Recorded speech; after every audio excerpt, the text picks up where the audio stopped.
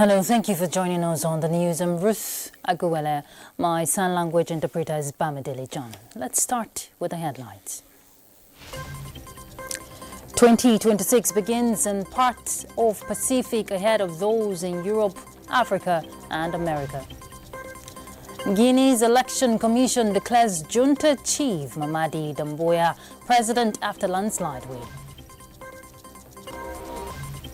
As the year 2025 winds down, correspondent takes a look at Nigeria's power sector following implementation of new Electricity Act.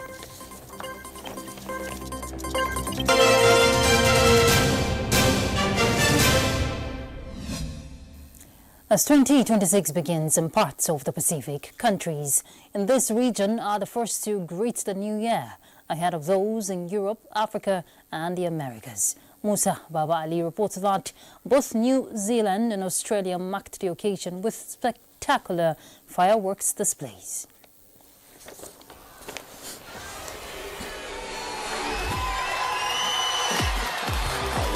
New Zealand's largest city, Auckland, ushered in 2026 with a spectacular fireworks display launched from the iconic Sky Tower, the country's tallest structure.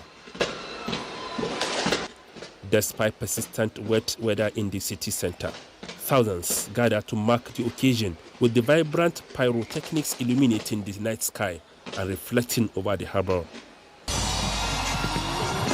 Shortly after, other Pacific Island nations joined the festivities. Samoa and Tonga welcomed the new year with cultural performances, religious gatherings and community events, blending local tradition with joyful countdowns. As the New Year wave continued westward, Australia's eastern cities, including Sydney, with its world-famous Harbour Bridge fireworks, added to the global spectacular shortly thereafter. Fiji and China followed closely, hosting relaxed beachside parties, traditional dances, and modest fireworks displays. These early celebrations occurred hours before larger events in other parts of the world, approximately 10 hours ahead of Nigeria's time.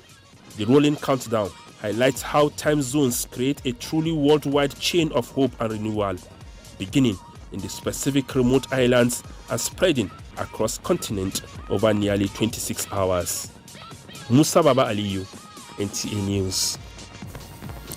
First Lady Oluremi Tinubu has called on Nigerians to choose peace, empathy, unity, as well as continued investment in the well-being of children, women and the vulnerable as they embrace the new year 2026. She made the call in a New Year message titled Hope on the Horizon, where she expressed gratitude for the new year, filled with joy, great hope and an assurance of God's promises for the nation.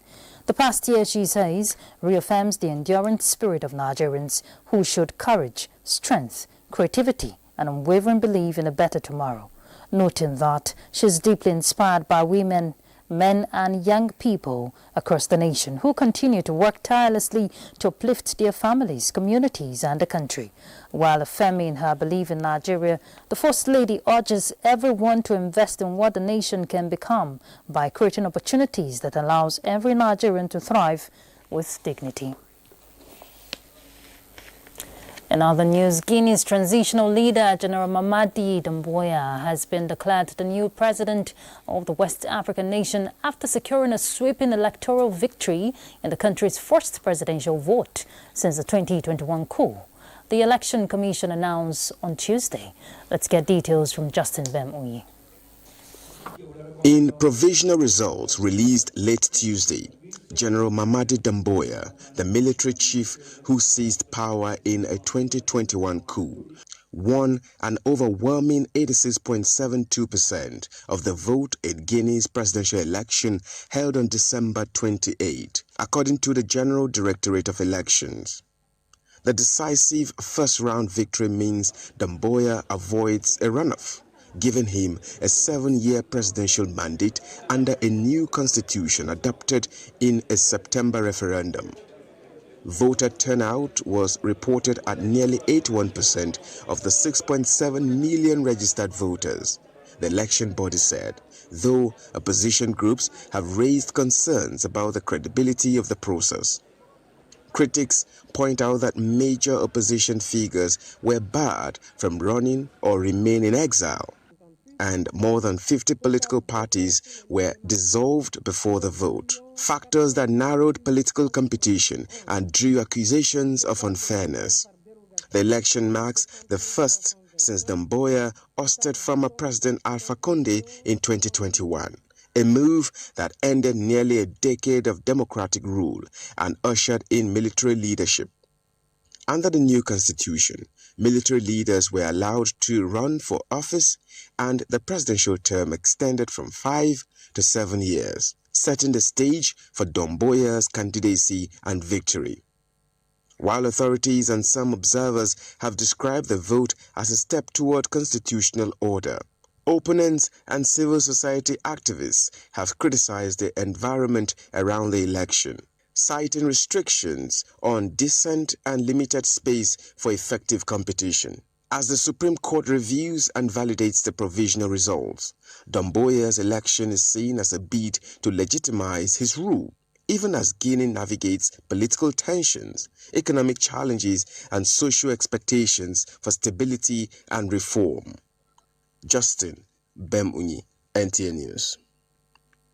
Turkey this Wednesday detained another 125 Islamic State group suspects in a string of nationwide raids that was following warnings that Islamic State militants planned attacks over the holidays. Nearly 600 people have now been detained in anti-IS raids over the past week. On December 25, security forces arrested 115 Islamic State suspects following an intelligence warning that the extremist group was planning attacks during Christmas and New Year celebrations. The Istanbul's prosecutor's office stated during another nationwide arrest operation that was on Monday, Islamic State militants opened fire on police in the northwestern town of Yalova, killing 3 officers and wounding 9 others. 6 Islamic State militants were also killed in an hours-long gun battle in the town on the shores of the Sea of Marmara, about 90 kilometers, that is about 55 miles southeast of Istanbul.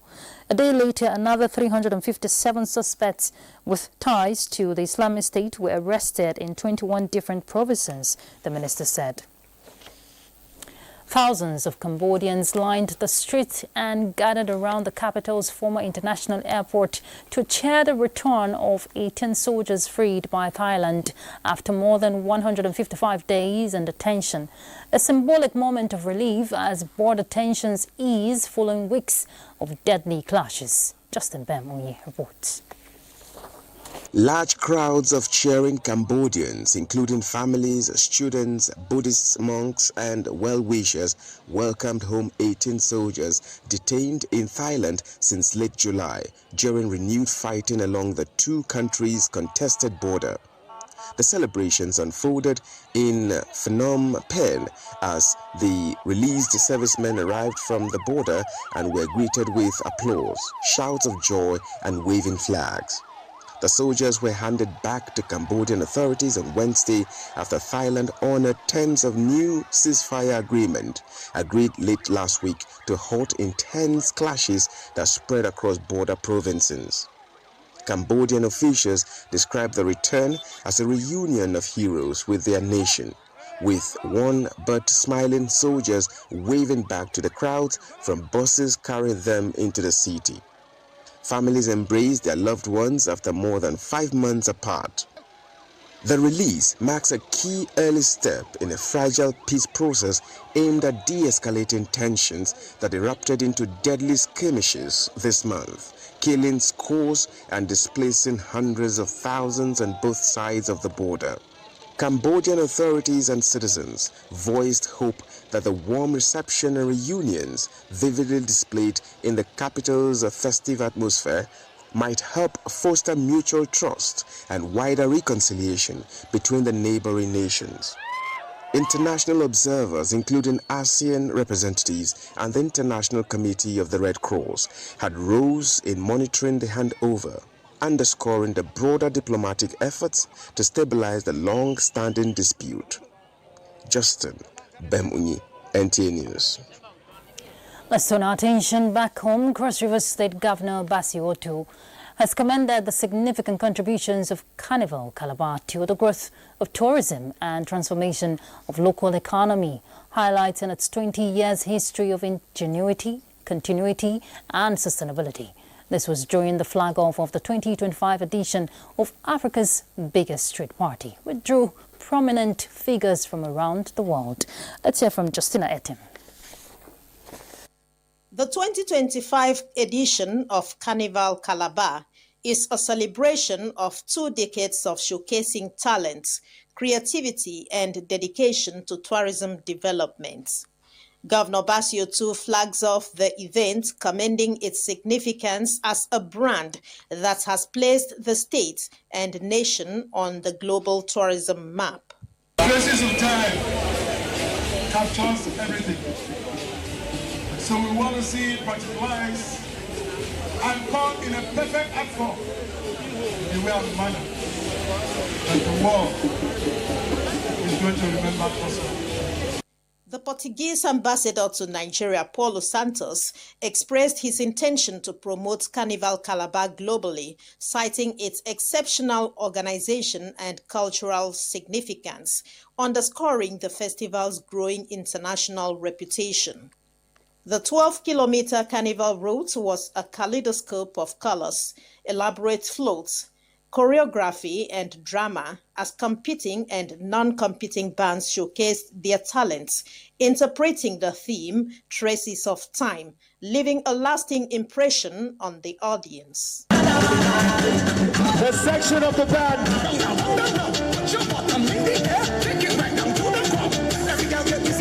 A pride of place in Nigeria, dubbed Africa's biggest trip. In Calabar, Justina Etam, NTA News.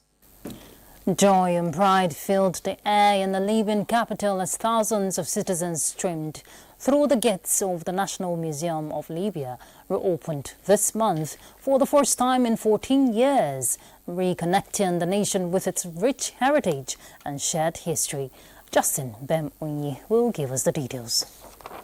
After more than a decade of closure following Libya's 2011 uprising, the National Museum, housed within the iconic Red Castle in Tripoli, has finally reopened its doors to visitors. The museum's reopening marks a powerful cultural milestone for a nation long engulfed in conflict. It comes after extensive renovation work that began in early 2023 under the government of national unity. Officials say the reopening is not just a celebration of artifacts, but a sign of institutional rebuilding and national identity. Scenes inside the museum show Libyan families, students, and tourists wandering among ancient sculptures, coins, mosaics, and relics from prehistoric to Islamic eras. Among the most moving exhibits are millennia-old mummies discovered in archaeological sites such as Wan Mohogag in the country's deep south. Curators and visitors alike describe the museum as a symbol of unity and shared heritage, bridging generational divides. Many young Libyans, including those born after the museum's last public opening, expressed pride in finally seeing these treasures up close. The restored museum now features modern displays, interactive technology, and educational programming. For now, access has been phased in with school groups and organized tours ahead of a full public opening in early 2026. Officials also highlighted efforts to repatriate cultural artifacts once looted or smuggled abroad, a continued drive to reclaim Libya's past for its people. The reopening of the National Museum offers both a cultural revival and a hopeful sign of normalcy after years of instability, giving Libyans a renewed connection to their deep and diverse history. Justin Bem-Unyi, NTA News. Thanks for staying tuned. The year 2025 is said to be significant for Nigeria's power sector as it sets tune for the implementation of the new Electricity Act 2023. It is a year of new records, major reforms, and at the same time, persistent challenges that keep electricity firmly in the national conversations. Joshua Ojito reports. The year began with renewed momentum for reform as federal government pushed forward the implementation of the Electricity Act, a landmark law that allows states to generate, transmit and distribute electricity independently. Several states moved quickly, setting up their own electricity regulatory bodies, a major step towards decentralizing power supply. At the generation end, Nigeria recorded its highest electricity generation level ever, crossing 6,000 megawatts on the national grid. Also, international support came into focus as Nigeria secured major financing commitments from development partners to support grid upgrades, transmission infrastructure, renewable energy, and the country's broader energy transition goals. From distribution access through renewable energy scale-up, DES, which has a seed capital of $750 million, to interconnected mini-grid acceleration scheme, IMAS, which has the support of European Union and the German government to the tune of more than 4 billion naira. To EHAT, among other interventions under the Nigeria Energy Support Program. These are all interventions from the Rural Electrification Agency to close the energy gap in rural communities, as well as ensure universal access to electricity to more than 20,000 unserved and underserved communities in Nigeria. We completed the implementation of the Nigerian Electrification Project, through which we impacted more than 8 million Nigerians. We deployed over 1.5 million solar home systems, and we also deployed over 250 mini-grids, of which about 6 of them are interconnected mini-grids. However, challenges of liquidity and vandalism persist. The national grid was relatively stable in the year, with few incidents of system disturbance and partial grid collapse. Our grid capacity has increased due to increased investments, establishment of new substations, replacement of a number of old transformers, and installation of new transformers. And this is a combination of the activities of the Presidential Power Initiatives, which we all know as Siemens project, and the internal expansion activities of the Transmission Company of Nigeria, TCN. Today, the minimum grid capacity we can even communicate is 8,500 megawatts of capacity. As the year draws to a close, Nigeria featured prominently in regional and global energy fora, with the federal government projecting stronger revenues and increased private investment if reforms stay on track. Joshua Ojito, NTA News. As of today, 31st of December 2025, a total of 25,520,708,074 naira has been donated to the Oluremi at 65 Education Fund. This is contained in a statement by Nigeria's First Lady Oluremi Tinubu, where she appreciates all Nigerians, family, friends and well-wishers who generously supported the Education Fund, created in commemoration of her 65th birthday towards building the National Library. She says their support affirms shared commitment to education, preservation of knowledge and national development, adding that she's deeply encouraged by the goodwill and unity the initiative has inspired. While announcing that the donation account for the Oluremi at 65 Education Fund will be shut down today, Wednesday, 31st December 2025.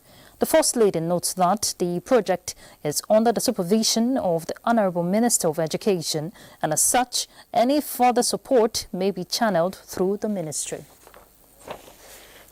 38 ministries and extra-ministerial departments have successfully completed the transition from paper-based processes to digital platforms as of 31st December 2025.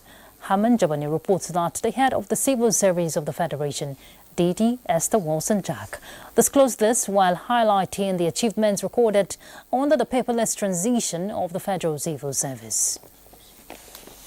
breakdown shows that 33 ministries are now fully digital, alongside 5 extra ministerial departments, including the State House, the Office of the Secretary to the Government of the Federation, the Office of the Head of the Civil Service of the Federation, the Federal Civil Service Commission, and the Office of the Accountant General of the Federation. In addition, over 100,000 civil servants are now enrolled on GovMail platform compared to fewer than 20,000 in 2024. This development has strengthened sovereignty over official correspondence, enhanced responsiveness across ministries, departments, and agencies, and reduced reliance on unofficial communication channels. Head of the Civil Service of the Federation, DD Esther Walton-Jack, explains that the digitization platform aligns with the Nigerian's national development priorities and international best practices, with a focus on speed, integrity, transparency, institutional memory, and trust.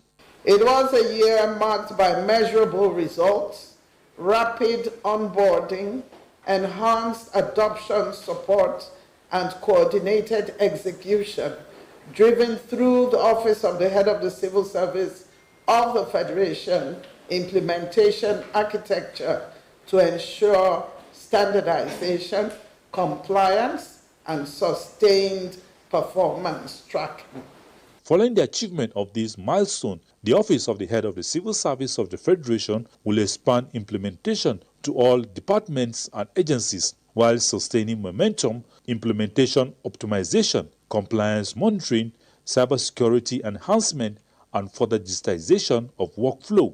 I also acknowledge the vital contributions of enabling institutions and strategic partners whose institutional support enhanced implementation capacity and accelerated results in the OneGov ECM rollout. Galaxy Backbone support was essential to reaching this milestone, feasible at scale and guaranteed delivery by the December 31, 2025 deadline. In partnership with the United Nations Development Programme, the office will launch a service-wide training of trainers program for 500 trainees that will in turn train officers across ministries and other extra-ministerial departments to ensure practical, hand-on, and sustainable adoption of the paperless system. Hamad Jabani, NTA News. The Federal High Court Abuja has ordered the remand of the Bauchi State Commissioner for Finance, Yakubu Adamu, and 3 others in Kuje Correctional Center pending the determination of their bail application. Justice Emeka Nwete gave the order following the arraignment of the 4 defendants by the EFCC. Yakubu Adamu, Balarabe Abdullahi Lela, Aminu Mohammed Bosse, and Kabiru Yahaya Mohammed were arraigned on a 10-count charge bordering on conspiracy, conversion of public funds, and alleged terrorism financing running to over $9.7 million. The defendants pleaded not guilty to the 10-count charge, while the defense counsel moved the motion for the bail application of the defendants. The prosecution counsel opposed the application.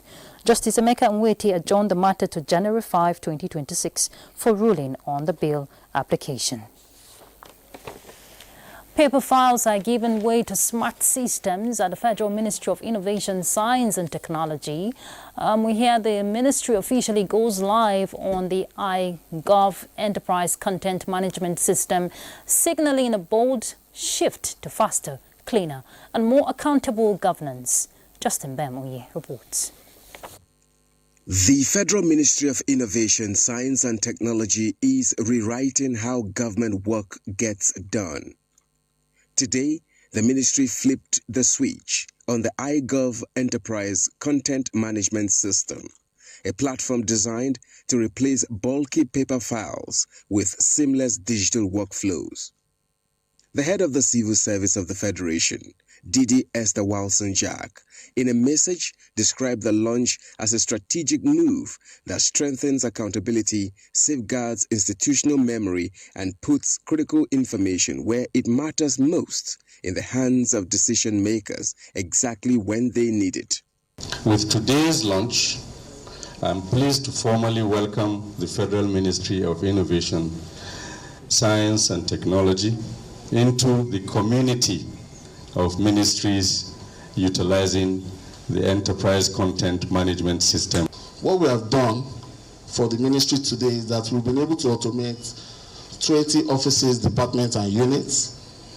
About 169 workflows have been created, and 500 accounts have been provisioned for the ministry for staff to use. Powered by the iGov Cloud, the system automates approvals, secures official records, and cuts delays associated with manual processing. For a ministry driving innovation, science, and technology, it marks a decisive break from paper-based operations. Technology alone does not deliver transformation. People do.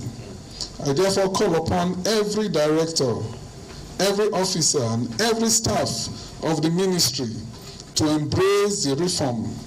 With this go live, the ministry becomes the 37th government entity to align with the federal government's December 31st digitalization deadline, stepping firmly into a paperless era and setting a clear standard for smarter administration, stronger accountability, and innovation-led public service delivery.